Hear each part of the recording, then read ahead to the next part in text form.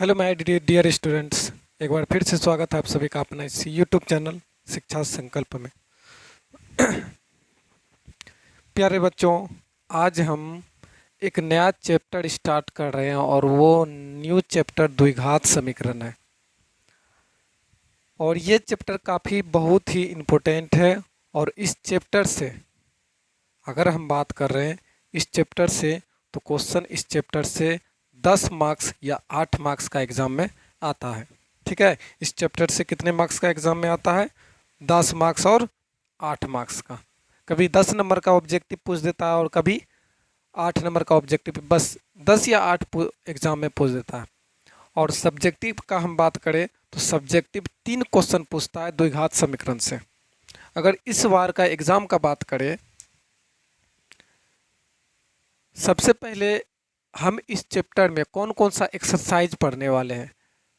अगर हम बात करें एक्सरसाइज का, तो इस चैप्टर में हम 4.1, 4.2 और 4.3 पढ़ने वाले हैं।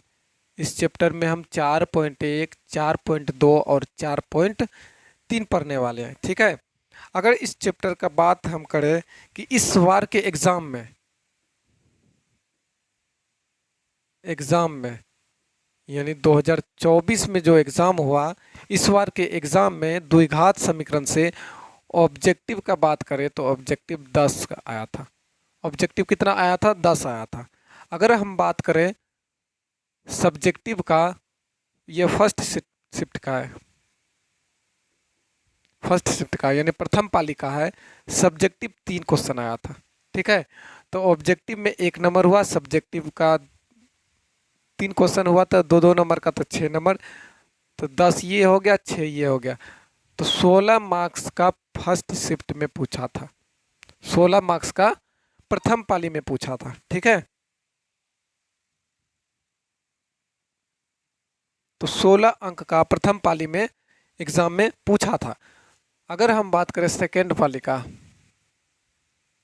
सेकेंड शिफ्ट का बात करें, तो सेकेंड शिफ्ट में ऑब्जेक्टिव जो आया था, सेकेंड शिफ्ट में ऑब्जेक्टिव जो आया था वो 8 आया था। और सब्जेक्टिव जो आया था वो 3 प्रश्न आया था। तो 8 का 1 और 3 का 2, तो ये हो गया 8 और ये हो गया 6, तो टोटल हो गया 14। यानी इस चैप्टर का हम बात करें तो 15 क्वेश्चन 15 मार्क्स का एग्जाम में पूछता है। ठीक है, तो इस चैप्टर में आप अच्छी तरह से आप इस चैप्टर को पढ़िएगा, तब जाके आपको 15, 16 इस तरह का अंक प्राप्त होगा। ठीक है, चलिए, ये तो समझ में आ गया। और ये नहीं हार्ड है, ये चैप्टर नहीं हार्ड है और नहीं इजी है, ये मॉडरेट है। ठीक है, तो आप अच्छी तरह से पढ़िएगा, तब जाके आपको समझ में आएगा।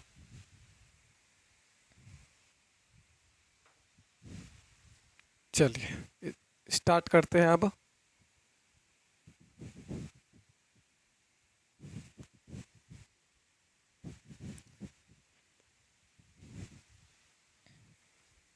चलिए, ये जो चैप्टर है, ये कौन सा चैप्टर के रिलेटेड है? ये बहुपद चैप्टर का रिलेटेड है। कौन सा चैप्टर का रिलेटेड है? तो बात करें तो हम ये बहुपद चैप्टर का रिलेटेड है, बहुपद चैप्टर का रिलेटेड है। आप लोग जो बहुपद पढ़े होंगे दूसरा एक्सरसाइज में, उस चैप्टर से क्या है, ये रिलेटेड है। ठीक है, तो देखिए, सबसे पहले हम बात करें इसमें कि चर मान क्या होता है, कि चर मान क्या होता है। चर मान क्या होता है? चर मान क्या होता है? तो चर मान होता है A B C D X Y Z. तो ये जो मान होता है, ये जो मान होता है चर मान होता है। ठीक है, चर मान ये होता है। अचर मान क्या होता है? अचर मान क्या होता है? तो अचर मान वो नंबर्स को कहते हैं, जैसे 1, 2, 3, 4 डॉट डॉट डॉट इन्फिनिटिव तक। तो अचर मान, तो याद रखना, चर मान हमेशा बदलते रहता है, अचर मान नहीं बदलता है। तो ये चर और ये अचर हो गया। ठीक है, अब हम बात करें, क्या हम बात करेंगे कि चर मान का अधिकतम घात कितना होता है। क्या हम बात करेंगे कि चर मान का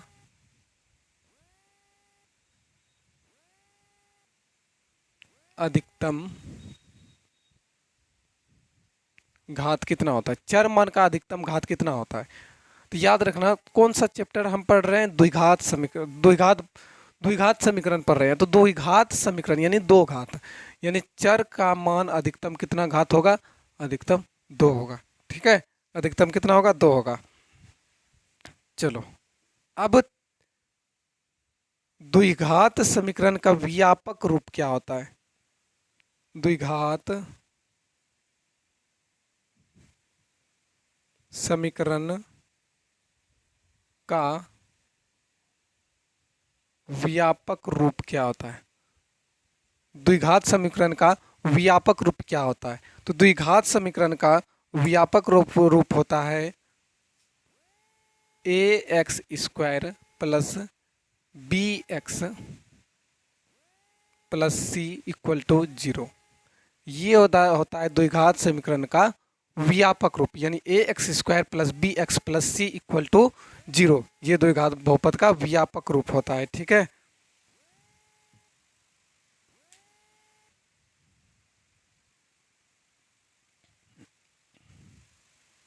चलिए यहां तक समझ में आ गया। अब हम कुछ क्वेश्चंस आपसे पूछते हैं कि जैसे दो एक्स स्क्वायर प्लस 8, क्या ये बहुपद है या द्विघात समीकरण, क्या ये आप हमको बताइए, क्या ये बहुपद है या समीकरण है, क्या ये बहुपद है या समीकरण है। तो आप बोलिएगा कि सर ये समीकरण नहीं है, क्योंकि इक्वल नहीं लगा है, क्योंकि जिसमें इक्वल लगा रहता है वो समीकरण होता है। ठीक है, तो इसमें इक्वल नहीं लगा है तो ये समीकरण नहीं है। तो ये तो फिर क्या है, तो ये क्या है, ये तब बहुपद है।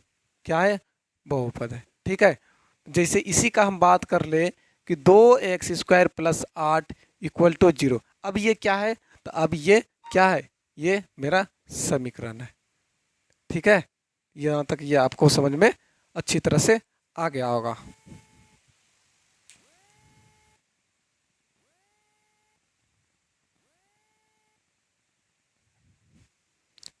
चलिए यहाँ तक आप सभी को अच्छी तरह से समझ में आ गया। अब हम कुछ फॉर्मूला बात करेंगे। ठीक है, अब कुछ फॉर्मूला है, आप लोग बताइएगा फॉर्मूला क्या होता है।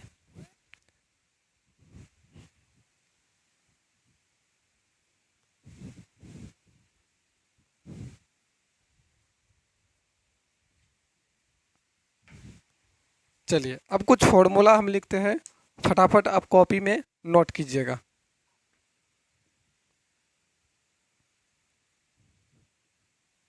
फॉर्मूला फटाफट आप क्या कीजिएगा, कॉपी में नोट कीजिएगा। सबसे पहला फॉर्मूला आपको याद होगा कि a प्लस बी का होल स्क्वायर क्या होता है। ए प्लस बी का होल स्क्वायर क्या होता है, तो ए प्लस बी का होल स्क्वायर होता है a square plus 2ab plus b square. ये फॉर्मूला होता है जो कि आपको याद रखना है। ठीक है, दूसरा फॉर्मूला याद रखना है, ए माइनस बी का फॉर्मूला क्या होता है, तो ए माइनस बी का होता है ए स्क्वायर माइनस 2ab और प्लस बी का स्क्वायर। ठीक है, तीसरा फॉर्मूला आपको याद रखना है कि ए स्क्वायर माइनस बी स्क्वायर का फॉर्मूला क्या होता है, तो ए स्क्वायर माइनस बी स्क्वायर का फॉर्मूला होता है ए प्लस बी और ए माइनस बी। ये फॉर्मूला होता है। ठीक है, चौथा फॉर्मूला का अगर हम बात करें, चौथा फॉर्मूला का, तो ए प्लस बी का होल क्यू क्या होता है, ए प्लस बी का होल क्यू क्या होता है, तो ए प्लस बी का होल क्यू होता है a cube plus b cube plus 3ab into a plus b. ये होता है ए प्लस बी का होल क्यू होता है।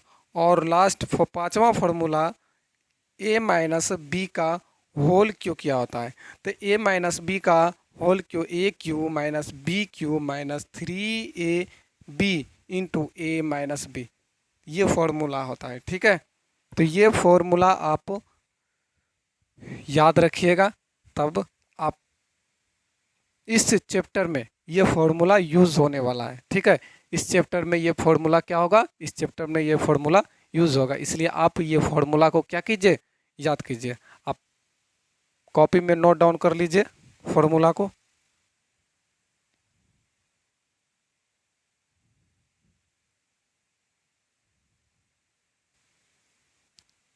चलिए, यहाँ तक आप उतार लिए होंगे। ठीक है, अब हम आगे पॉइंट्स का बात करेंगे। अगला जो पॉइंट्स है,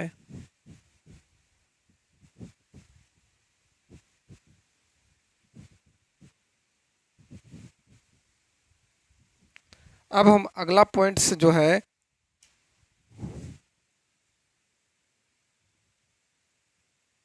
अगला पॉइंट्स का अगर बात हम करें कि अगर आधार समान होने पर, आधार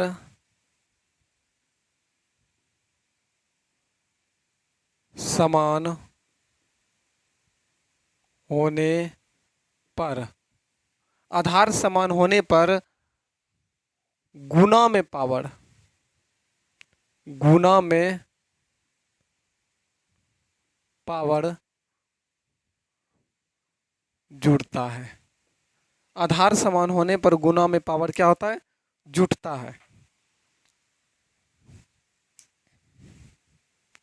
आधार समान होने पर गुना में पावर क्या होगा, जुटेगा। ठीक है, जैसे अगर हम लिख दे ए स्क्वायर और गुना ए पर पावर 3, ठीक है, तो ये क्या होगा बताइए। तो ये क्या होगा, तो देखिए इसका आधार, यानी आधार क्या है, समान है, और पावर क्या कर देंगे, जोड़ देंगे। 2 यहाँ है और 3 यहाँ है, तो 2 जोड़ 3, तो ए पर पावर कितना होगा, 5 होगा। ठीक है, तो मतलब क्या, आधार अगर समान रहे तो पावर जोड़ देंगे। जैसे x पर पावर 2 गुना x पर पावर 4, तो ये क्या होगा, तो देखिए आधार समान है ना, आधार समान है, तो x अब पावर क्या होगा, जुट जाएगा, तो 2 और 4, तो ये x पर पावर 6। समझ में आया। जैसे जैसे y पर पावर 2 और y, ये कितना होगा, नहीं पावर कुछ है तो पावर 1, तो y पर पावर 2 और 1, तो y पर पावर कितना होगा, 5। ठीक है, तो ये पॉइंट्स आप सभी को भी याद रखना। क्या याद रखना, आधार समान होने पर पावर क्या होता है, जुट जाता है। ठीक है, आधार समान होने पर पावर आपस में जुड़ जाता है। ठीक है, चलिए कुछ बेसिक का बात कर लेते हैं। और भी क्या बेसिक है, देखिए अगर जहाँ हम 5x लिखते हैं, 5x, सॉरी 5 प्लस x, हम इसको क्या लिख सकते हैं, 5 प्लस x को हम क्या लिख सकते हैं बताइए। तो 5 प्लस x को कोई कोई 5x लिख देता है इस तरह से, तो जो कि क्या है, ये गलत है। 5 प्लस x को ये नहीं लिखा जाता। जैसे एक्स स्क्वायर और एक्स स्क्वायर और प्लस x को क्या लिखेंगे, तो कोई कोई लिख देता है इस तरह से x और एक्स स्क्वायर, तो ये क्या है, 100% क्या है, गलत है। सॉरी 100% ये क्या है, गलत है।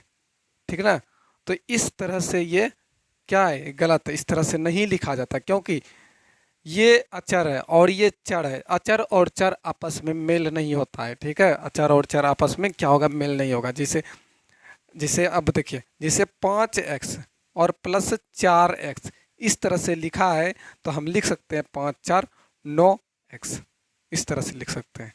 ठीक है, जैसे 10x प्लस x, इसको हम लिख सकते हैं ये 10 और 1 11x, तो 11x कैसे हुआ, नहीं कुछ है तो 1, तो 10 और 1 कितना हो गया, 11 और x। इस तरह से जब पावर बराबर रहे, दोनों साइड पावर रहे, सॉरी दोनों साइड चर और दोनों साइड अचर रहे, तब जाके दोनों क्या होता है, जुड़ता है। ठीक है, चलिए यहाँ तक समझ में आ गया।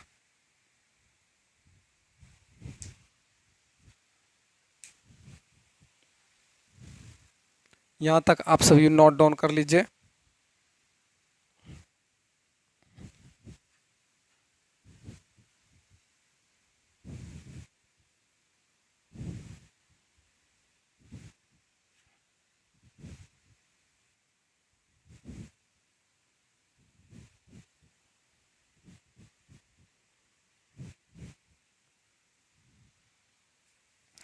चलिए यहाँ तक आप सभी को अच्छी तरह से समझ में आ गया होगा, ठीक है। चलिए अब हम बात करें, कुछ क्वेश्चन और भी हम देख लेते हैं जो कि बहुत ही बेसिक है।